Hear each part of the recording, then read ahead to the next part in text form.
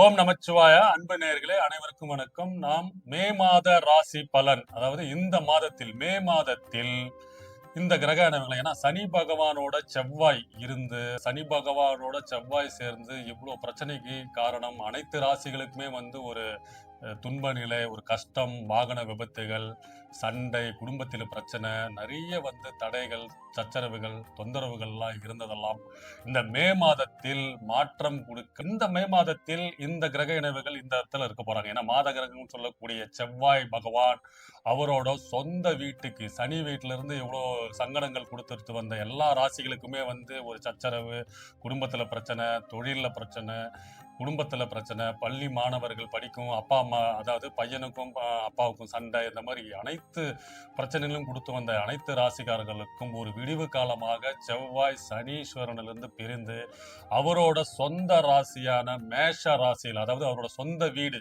அவரு மூலத்திரிகோணம் பெறக்கூடிய வீடு மேஷ ராசியில் சூரியனோட ஆட்சி பெற்று பலம் பொருந்து ஸ்ட்ராங்கான பொசிஷனுக்கு வராரு செவ்வாய். சரிங்களா? அடுத்தது பாத்தீங்கன்னா சூரியனும் 15ஆம் தேதி வரைக்கும் அங்கதான் இருக்க போறாரு. அதுக்கப்புறம் அவரு 2ஆம் வீட்டுக்கு, ரிஷப வீட்டுக்கு 15ஆம் தேதி போல மாறிடுவாரு. சுக்கிர பகவான் 3ஆம் வீட்டுக்கு, அதாவது காலபுருஷ தத்துவப்படி மிதுன வீட்டுக்கு மாறிடுவாங்க 15ஆம் தேதி. புதன் பகவான் மேஷ ராசியில தான் இருப்பாரு. அதுக்கப்புறம் ரிஷப ராசியில ஒரு 20ஆம் தேதிக்கு அப்புறம் மாறுறாங்க. சோ இந்த 4 கிரகமே பாத்தீங்கன்னா செவ்வாய், புதன், சூரியன், சுக்கிரன், இவங்க எல்லாருமே பாத்தீங்கன்னா இந்த மே மாதத்தில் மேஷம் டு மிதுனம் இந்த டிரான்சிட்ல தான் இருக்க போறாங்க. அதாவது இந்த மே மாதத்தில் அசுரகுரு எனப்படும் சுக்கிரன், தேவகுரு எனப்படும் குரு பகவான் 2 பேரும் இணைகிறார்கள்.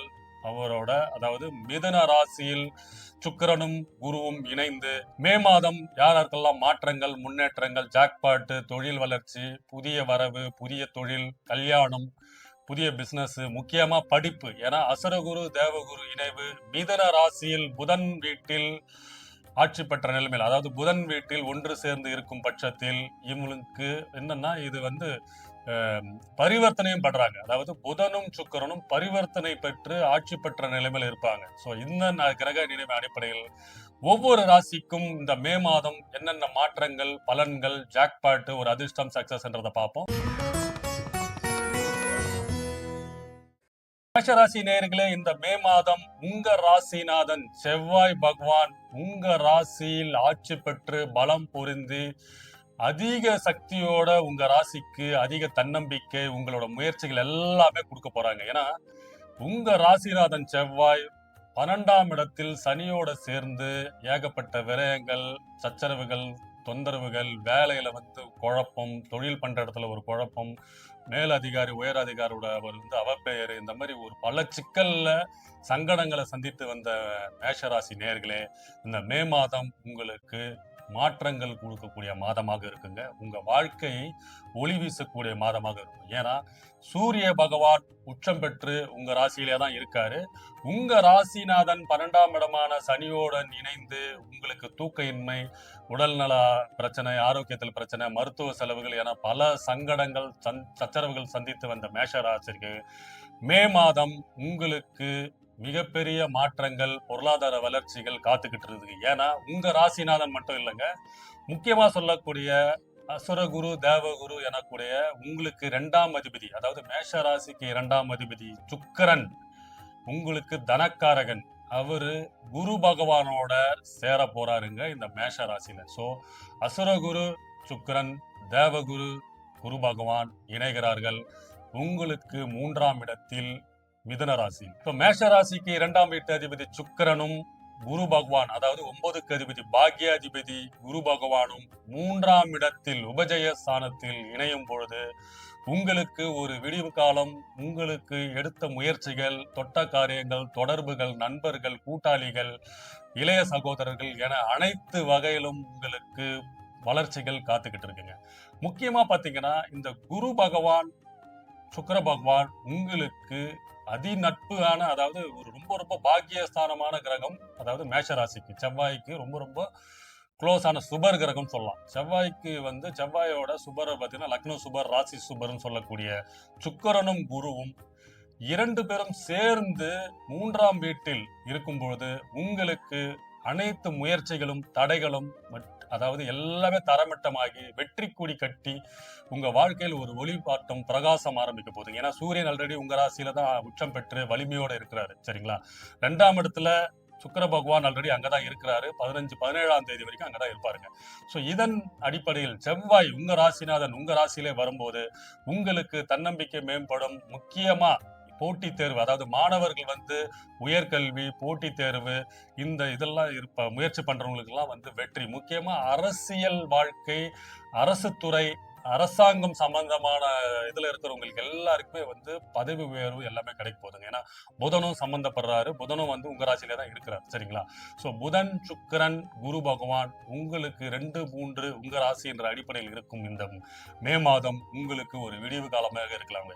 முக்கியமா நீண்ட நாளா இருந்த அந்த பொருளாதார தடை, பணச்சிக்கல், அதாவது இவ்வளவு நாளா அதாவது நீங்க வேலை செஞ்சுட்டு இருப்பீங்க, தொழில் பண்ணிட்டு இருப்பீங்க. ஆனா அதுக்கு உண்டான பண வரவு இல்லாம இருந்திருக்கும்.